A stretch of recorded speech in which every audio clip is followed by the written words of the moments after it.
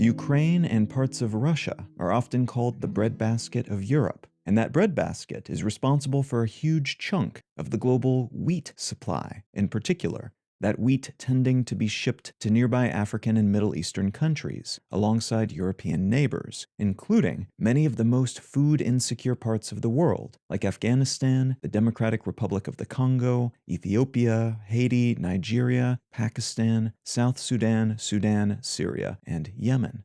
Many of these countries get a significant portion of their fundamental food supplies from global programs, like those run by the United Nations. Such programs buy up large quantities of basics, like wheat and other grains, and then distribute those basics to regions that are experiencing food insecurity due to famine, warfare, or general instability.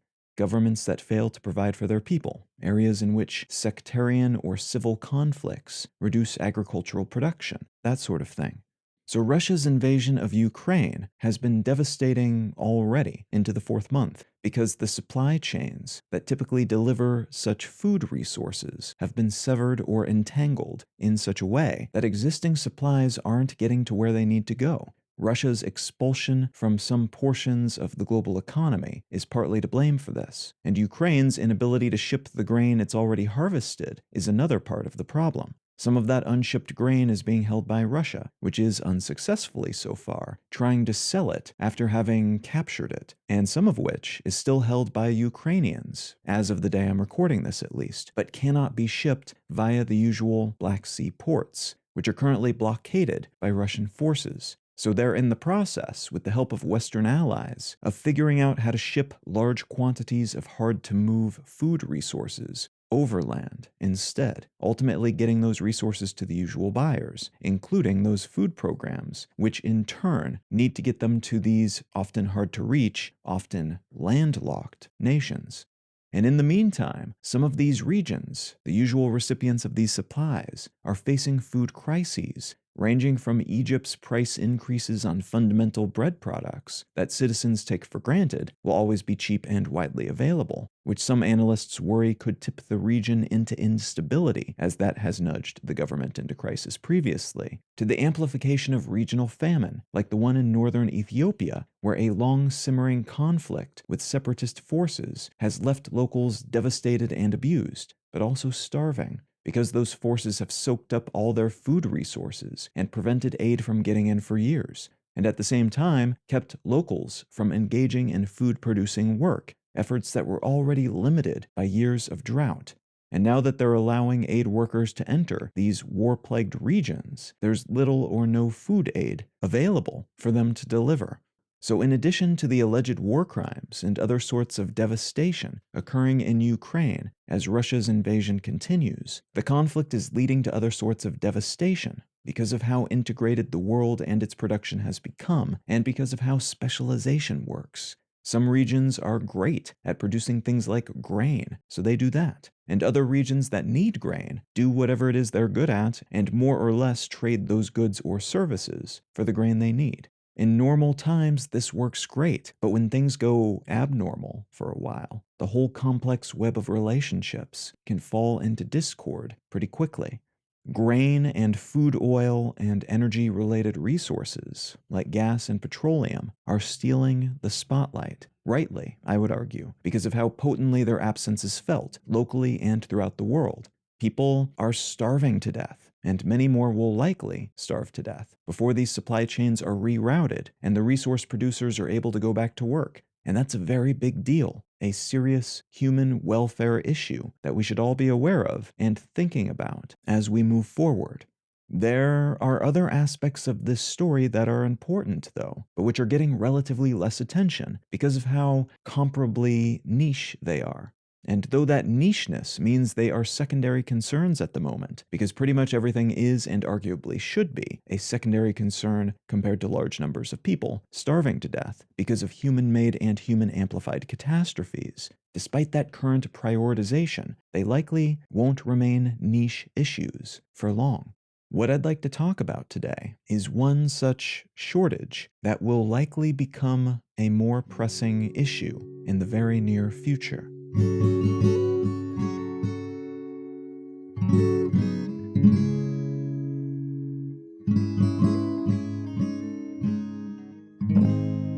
You're listening to Let's Know Things.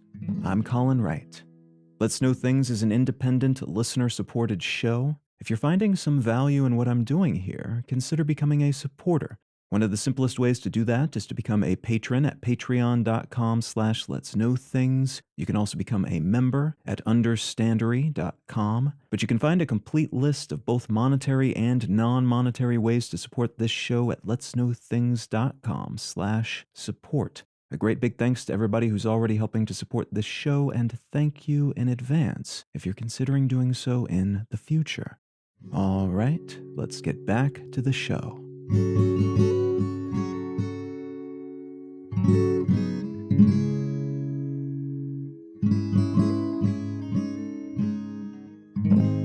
Russia, especially eastern Russia, where there aren't too many big cities and much of the landscape is either vast swaths of forest or permafrost-laden nature, or expanses of mine-riddled plains and mountains, produces a lot of raw materials. It is famously overloaded with fossil fuel wealth, which is part of why Europe is going through a significant energy crisis right now, because so much of their natural gas, some of their oil too, but especially their gas, comes from Russia. And they're in the process of trying to wean themselves off that gas, and all gas, ultimately, as they shift toward renewable energy sources. But they're not there yet, and it'll be years before they make real progress on the matter. So for the time being, their decision to stand behind Ukraine and slap abundant sanctions and regulations on Russia has meant unstable energy supplies, which in some cases have either been intentionally shut down on Europe's end or have dried up because of counter-sanctions by Russia's government. They turned off the tap on their end.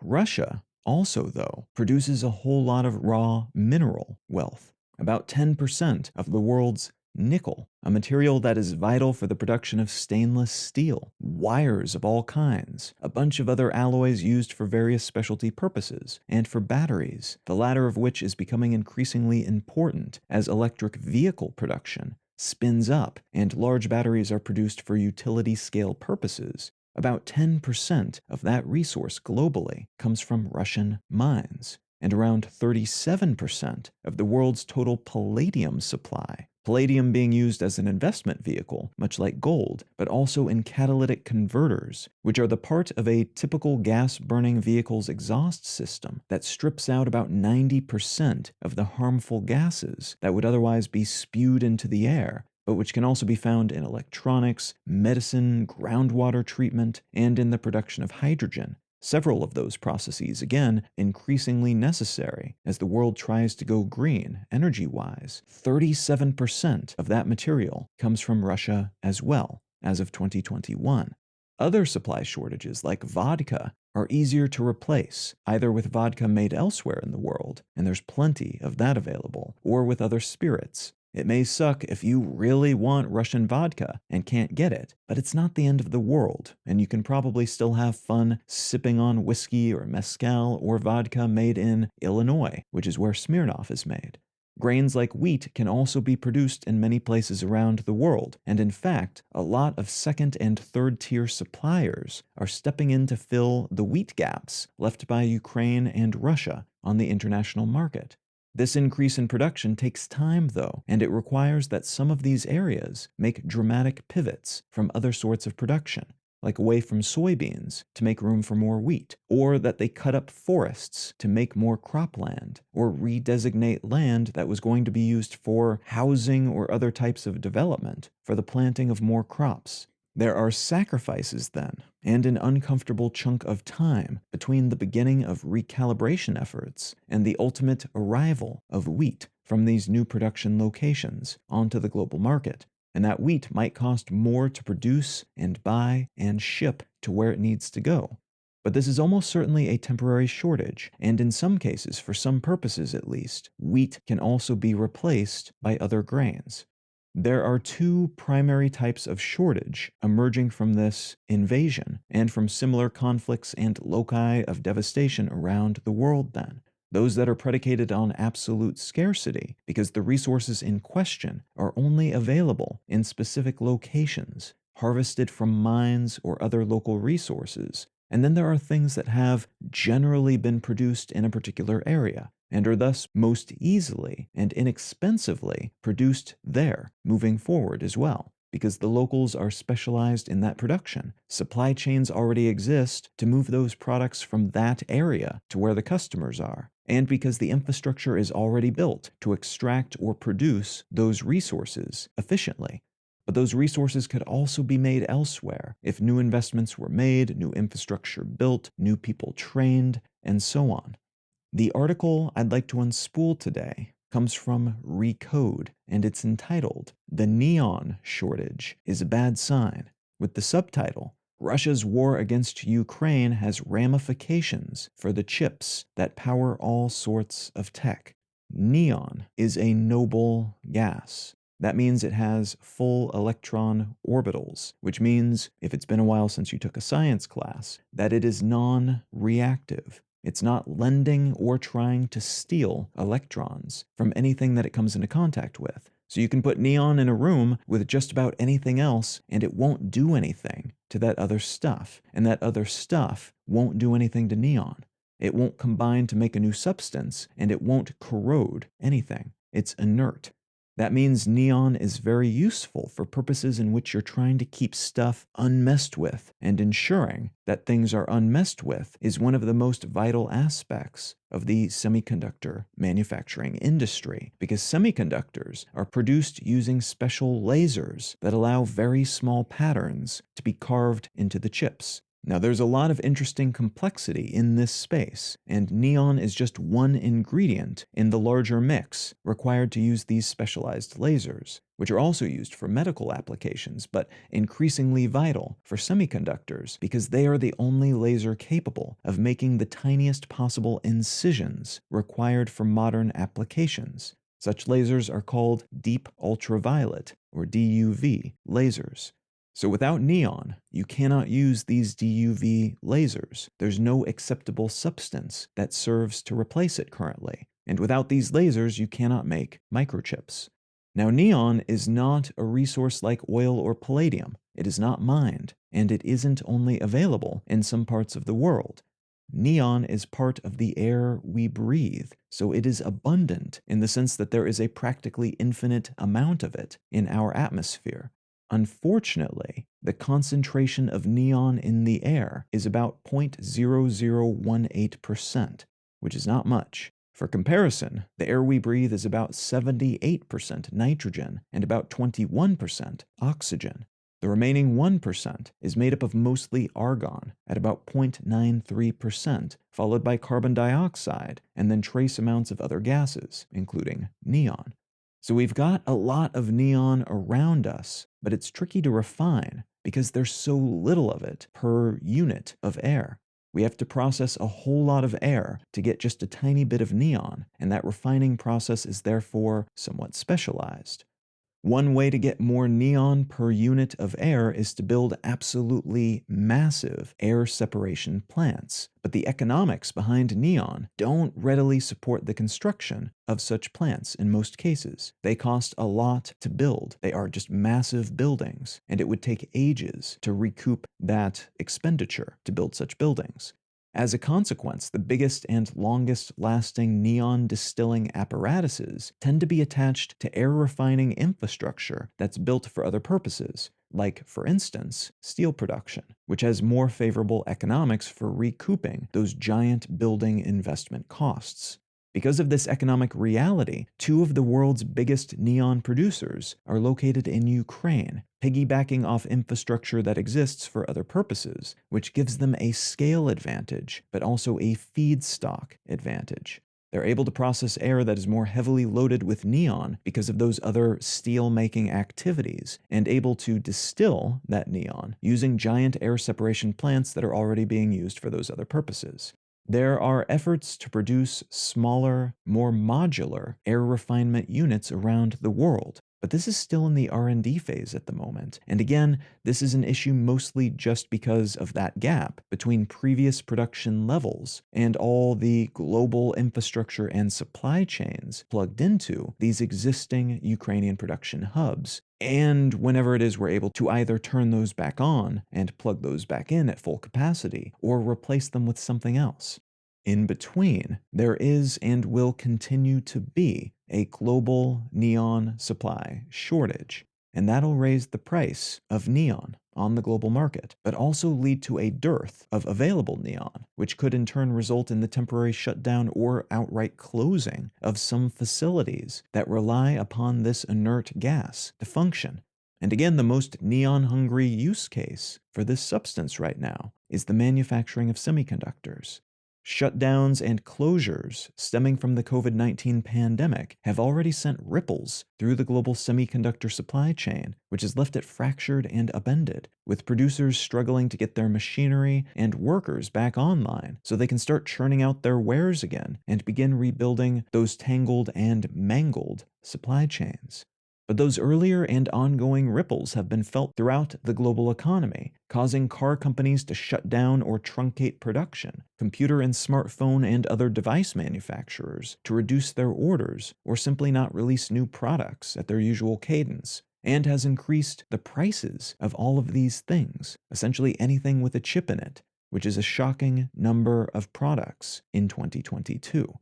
That, in turn, has contributed to what's felt by the consumer as inflation, because our cars and phones and toasters and washing machines all have chips in them that are suddenly more expensive and harder to get. Much like oil and other energy resources tend to inflate the price of everything, because pretty much everything needs to be shipped and thus has oil or gas costs associated with it, so too does a fundamental component category, like semiconductors, inflate the price of everything when their costs go up. And when the cost of neon, a fundamental component of the production of semiconductors, goes up, that triggers the same for everything downstream along the production and sales chain. So this inert, oft-ignored gas that's in the air we breathe all day, every day, is substantially contributing to global shortages of a staggering number of products and the wave of inflationary pressures on most economies around the world right now. And this problem, much like the aforementioned food shortages resulting from a depletion of fundamental aspects of that industry, doesn't have a good short-term solution. Eventually, just like with wheat, someone else will step in with new infrastructure and know-how in another part of the world, and or the facilities in Ukraine will go back online at their usual levels. But until that happens, and neither is likely to happen soon, we've got a bottleneck in our global supply chain network without an obvious, quick remedy that'll continue to influence the global economy in numerous, mostly negative ways. Notably, this isn't the first time we've seen a neon supply crunch. Back in 2014, when Russia essentially invaded and annexed Crimea, which is also part of Ukraine, companies around the world started to figure out methods by which they could replace some of their neon use with other chemicals, or ways in which they could use different lasers or shorter bursts of the same lasers, allowing them to cut back on how much neon they use, while continuing to operate at essentially the same scale. The fear was that Russia would keep messing with Ukraine in this way, and that would result in less neon production. And their fears were right on the mark, as it turns out, though it took about 8 years for those concerns to fully manifest. Neon recycling systems were also posited as a potential means of dealing with shortages back then, and though some were installed, and the neon recycling industry became a real deal thing after having floated around as a theory and a novelty for a while, following that annexation of Crimea, they are still relatively rare and expensive, and definitely a second best option compared to getting freshly refined neon from the usual facilities. One would assume that in most cases, more expensive recycled neon is better than simply shutting down manufacturing hubs or going out of business, but possibly not in all cases. So while there's a chance these efforts will spin up and become more cost-effective with scale, at the moment, they also are not a silver bullet solution for this neon shortage problem. What we are likely to see for the next few years, then, are continued efforts to spread out neon-related risk by investing in new production hubs globally, alongside recycling and efficiency efforts meant to allow the current stock to go further.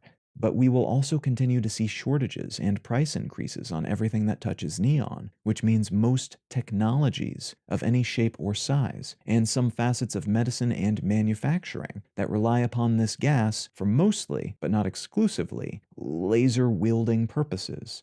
Things could get much worse before they get better, too. Current industry estimates show that there's somewhere between 1 and 6 months' worth of neon in reserves globally. Which means while things are already bad in the sense that manufacturers are shutting down, and those that are still operating are increasing the price of much of what they're producing, we could see a lot more total closures and products disappearing from shelves in the near future if previous norms don't return or some other stopgap solution isn't identified and broadly deployed soon.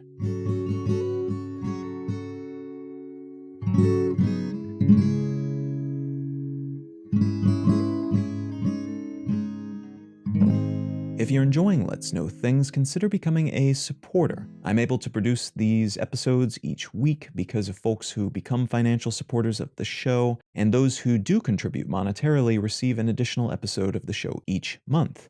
The simplest way to become a financial supporter of Let's Know Things is to become a patron at patreon.com/letsknowthings, or to support all my projects at understandry.com. A great big thanks to everybody who's already helping to support this show, and thank you in advance if you're considering doing so in the future. The book I'd like to recommend today is called A History of Modern Poetry, Volume 1, From the 1890s to the High Modernist Mode by David Perkins.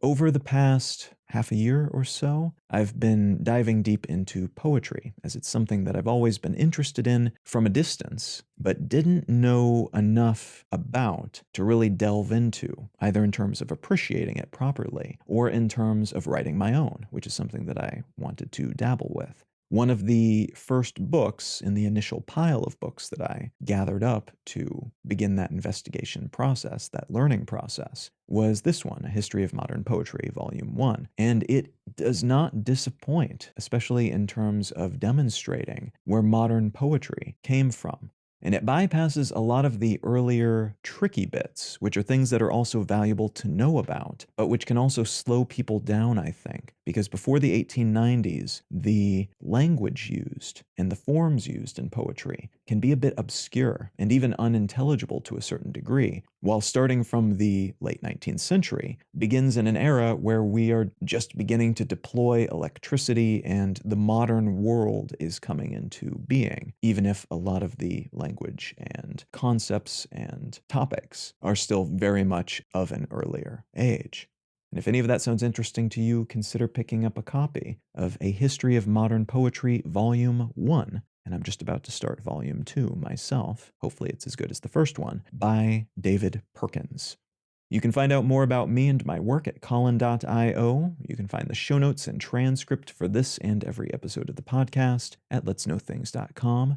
You can find a portfolio of all of my work, including my other podcasts, at understandry.com. And feel free to reach out and say howdy on social media. I'm Colin Wright on Facebook, and at Colin is my name on Instagram and Twitter and YouTube and most of the other ones. Thank you so very much for listening. I'm Colin Wright, and I'll talk to you again next week.